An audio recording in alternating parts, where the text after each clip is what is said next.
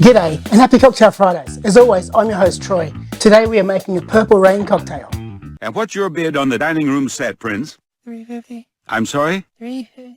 Can you speak up, please? $3.50. All right. This recipe calls for vodka, blue curaçao, grenadine syrup and fresh lime. Into a shaker, add 45 ml of vodka, 15 ml of blue curaçao, 45 ml of grenadine and 25 ml of lime juice. Add ice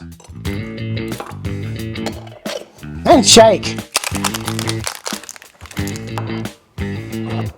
Add ice to your glass. Garnish with a wedge of lime.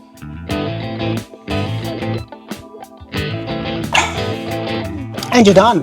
Tell us what you would do to improve this recipe. See you next time.